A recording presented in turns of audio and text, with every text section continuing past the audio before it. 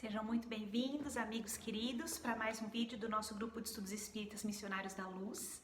Meu nome é Lívia e hoje a gente vai conversar sobre um tema que às vezes é difícil da gente abordar, que é o medo.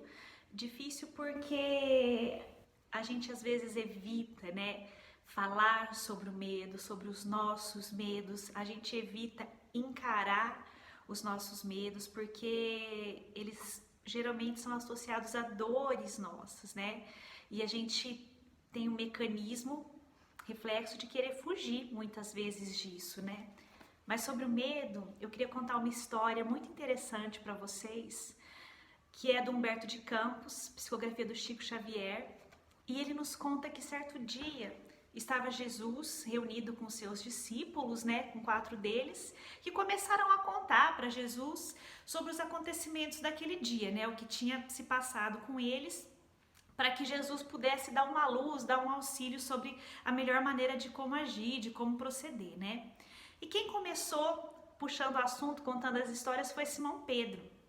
Simão Pedro falou assim: mestre, passei por uma situação difícil hoje. Estava eu lá caminhando, quando de repente encontrei 3 mulheres, 3 escravas que estavam ali ajoelhadas, sendo espancadas por um carrasco. Ele batia nas costas delas e os filhos pequenos dessas 3 escravas estavam junto com elas, E eles choravam ao ver as mães, a mãe de cada um ser espancada. E na hora eu tive um ímpeto, assim, uma vontade de ajudar. E pensei em ir até aquele homem, que estava batendo nelas e falar: meu amigo, para, o que está acontecendo? Vamos tentar resolver de outra maneira, Porque eu imaginei assim, eu disse Simão Pedro, jamais iria entrar em conflito de brigar com ele para salvar elas, não era essa a ideia. Mas pensei em pedir com amor, com brandura, e talvez esse meu pedido acerenasse o coração dele, tirasse um pouco da ira que estava carregado aquele homem. Mas aí eu comecei a pensei, olha, de repente pode ser que eu consiga, mas pode ser que não. Pode ser que esse homem fique com mais raiva ainda por eu estar pedindo ajuda por essas mulheres que eu nem conheço e vire a ira dele totalmente para mim. Fiquei com medo, mestre, porque daí ele podia vir atrás de mim, prejudicar até o nosso grupo por conta de tentar salvar aquelas mulheres desconhecidas. Então, pela minha segurança do nosso grupo, evitei de ajudá-las, evitei de socorrê-las. E quando Simão Pedro contou isso, mas que de repente Tiago também tinha passado por uma situação naquele dia e quis contar. Ele falou: olha, eu também passei por uma situação hoje que me deixou assim meio em dúvida sobre como agir. Eu estava caminhando e de repente eu vi uma mulher com uma criança no colo e ela chorava bastante. Eu fiquei com o coração assim comovido ao vê-la naquela situação, me aproximei no intuito de estender o braço para ela, que foi minha primeira vontade, disse Thiago, dar o braço para aquela mulher para poder auxiliá-la de alguma forma. Ela me disse que era viúva de um vinhateiro e que estava agora sozinha, tendo que cuidar de seu filho, E estava com muita dificuldade. Só que aí, quando eu pensei em estender o braço para ajudá-la, eu me lembrei que nós estávamos muito próximos de um campo de trabalho que tinha logo ali. E aí eu pensei, mestre, meu Deus, se aqueles homens que trabalham lá, aquelas pessoas me virem de braços dados com essa mulher, logo eles vão dizer: ah, olha lá, é aquele um que prega boa nova, tá andando de braço dado com mulher. Ia pensar que eu era um sem vergonha, que estava fazendo algo de ruim, iam me julgar. Fiquei com medo, sabe, da crítica, do julgamento deles, de, como a gente diria hoje em dia, queimar o filme porque eu estava tentando ajudar alguém, e ser mal interpretado. Então achei que era melhor, para evitar essa crítica, eu ficar tranquilo, ficar na minha e seguir adiante. Então, mestre, optei por deixar ela lá, não ajudei não. E aí Bartolomeu falou: olha só que interessante, também aconteceu uma coisa comigo hoje. Eu tava caminhando e aí eu vi entre 2 árvores um homem caído. Logo se via que era bandido, sabe? E do peito dele saía sangue, ele estava ferido ali. Certo por alguma batalha que ele tinha travado, alguém que ele tentou roubar. Na hora eu senti uma dó dele, aquele homem estava lá sufocado em dor. eu tive vontade de ir lá ajudá-lo. Pensei em estender a mão para ele, de alguma forma tentar fazer um curativo, algo que abrandasse a dor dele.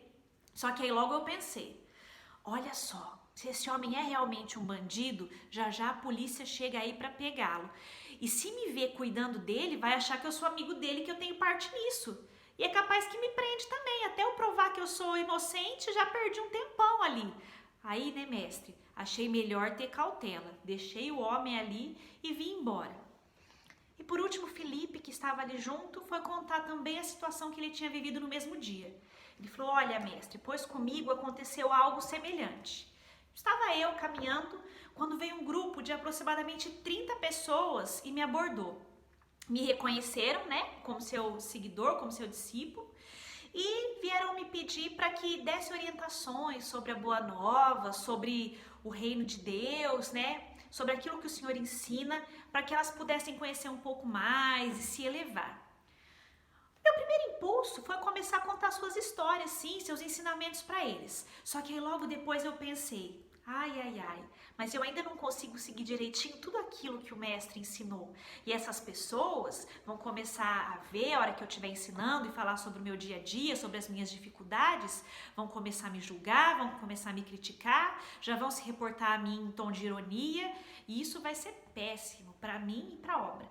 Então, dei uma desculpa lá e falei que eu não podia ajudar, que eu não podia pregar naquele momento, falar os seus ensinamentos. Dei um jeito de ir embora e deixei aqueles 30 lá, sem me expor dessa forma, para depois ser alvo de ironia e de crítica de todos eles, né?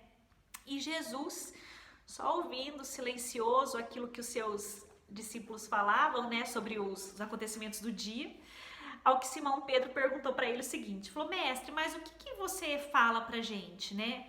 O senhor ensina tanto sobre ser bom, sobre fazer o bem, mas mestre, é difícil.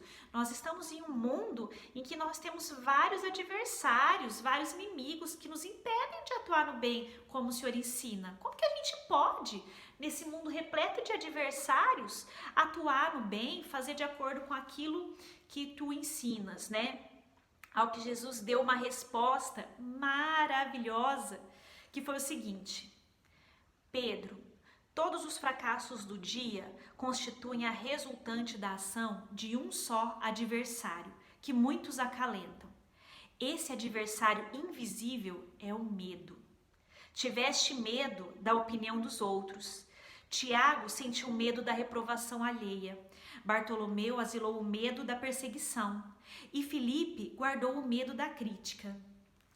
Amigos, vamos parar um pouquinho a história para refletir um pouco. Quem aqui nunca perdeu a oportunidade de fazer algo bom, alguma ação do bem, por conta desses medos terríveis, né? Quem de nós nunca deixou de fazer algo por medo de ser criticado, por medo de ser perseguido, por medo da reprovação alheia, medo do que os outros vão pensar?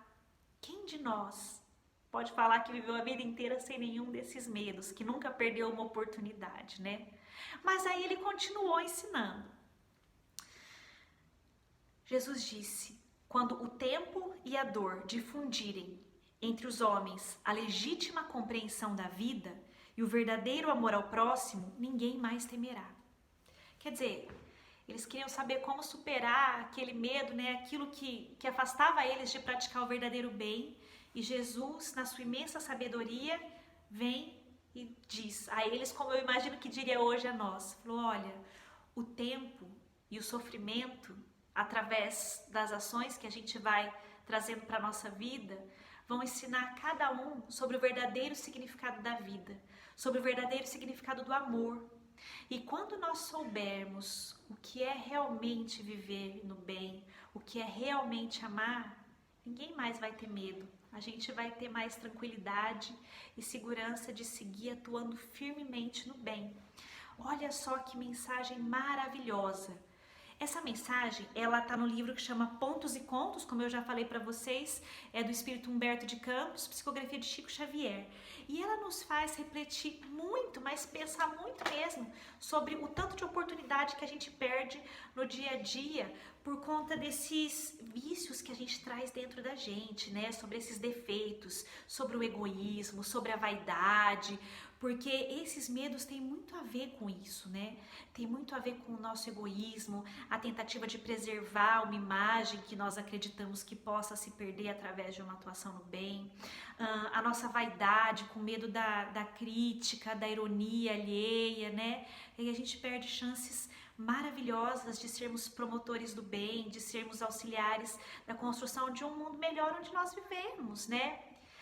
E aí entra uma questão que muitas vezes a gente confunde também, porque a gente aprende com Jesus aqui nessa história que o medo, ele é perigoso, porque ele paralisa muitas das nossas obras que poderiam ser boas, né, que poderiam auxiliar para fazer um mundo melhor, né?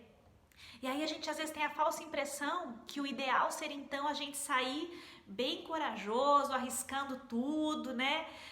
Sem medo do que possa acontecer, totalmente destemidos, né? E muitas vezes passando por cima de coisas e situações que não seria o ideal. Aí a gente começa a parar para pensar que, opa, qualquer extremismo não é bom conselheiro, né? Jesus nos convida aqui a tomarmos cuidado com a questão do medo. Porém, ele não orienta que a gente saia que nem um trem desgovernado atropelando tudo em nome de uma suposta coragem, né? Não é isso. E sobre isso, tem um texto muito interessante, que é a psicografia também do Chico Xavier, só que pelo espírito Emmanuel, que chama assim, ó, busquemos o equilíbrio. E esse texto está no livro Fonte Viva. E lá o Emmanuel nos fala uma coisa muito interessante, que faz a gente refletir bastante. Ele diz o seguinte, ó: Jesus salienta o imperativo da edificação do reino de Deus, mas não sacrifica os interesses dos outros em obras precipitadas. Então ele chama a nossa atenção para o seguinte ponto: cuidado. A gente é chamado sim para fazer o bem, mas a gente tem que ter bom senso para não se precipitar no erro em nome de algo que a gente acredita que seja bom. Cuidado. O bom senso sempre é o melhor caminho, né? A gente muitas vezes acredita nas nossas verdades e quer impor e quer passar por cima de pessoas, de conceitos, de tudo mais. E isso não é o ideal, não é o adequado. Isso não é a coragem que Jesus nos chamava a ter. É diferente. E o Emmanuel ele segue dizendo o seguinte: um coração medroso congela o trabalho. Quer dizer, enquanto eu tiver bastante medo aqui, provavelmente eu não vou fazer nada. Porque para tudo que eu possa fazer, eu vou arrumar um porém, eu vou arrumar um senão. Um medo que vai parar, que vai congelar aquilo que eu posso fazer. Mas ele diz assim, ó, um coração temerário, que é aquele que arrisca, né, sem ponderar, incendeia qualquer serviço, arrasando. Ou seja, amigos, equilíbrio, ponderação em tudo aquilo que a gente for fazer, né? Que a gente consiga sempre buscar aliar o amor com o bom senso, né? Com o entendimento, né? A gente tem que agir com um amor, mas aliado a um raciocínio para que a gente possa fazer o bem e não causar mais prejuízo ao nosso redor. E ele encerra esse texto dizendo o seguinte: busquemos, pois, o equilíbrio com Jesus e fugiremos naturalmente ao extremismo, que é sempre o escuro sinal da desarmonia ou da violência, da perturbação ou da morte. A gente tem que lembrar sempre, amigos, qual é o nosso objetivo, né? O que eu busco quando eu vou fazer alguma ação, alguma coisa. E o nosso objetivo, quando a gente fala na seara do Mestre Jesus, quando a gente fala em um mundo de regeneração, em modificar o mundo em que nós vivemos para algo melhor, o nosso objetivo é ser esse ponto de auxílio, de exemplo para que algo de bom se desenvolva, né? E não um ponto que através de uma falsa coragem que atropela, que desarticula, na verdade mais atrapalha do que ajuda, né? Então a gente tem que buscar sempre ter esse equilíbrio, né? Superarmos a questão do medo, mas com amor no coração e com reflexão, com raciocínio. O que seria melhor eu fazer nesse momento? O que Jesus esperaria que eu fizesse?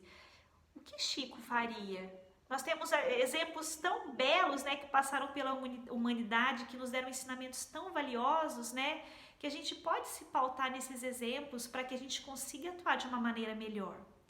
E para encerrar a nossa reflexão, eu vou ler um poema maravilhoso, que é do espírito Maria Dolores, está no livro Caminhos do Amor, é a psicografia do Chico Xavier, e o poema se chama De Mãos Unidas. Ele diz o seguinte: não temas, alma querida, o vendaval que se escuta, é a terra que vibra em luta nos dias de transição.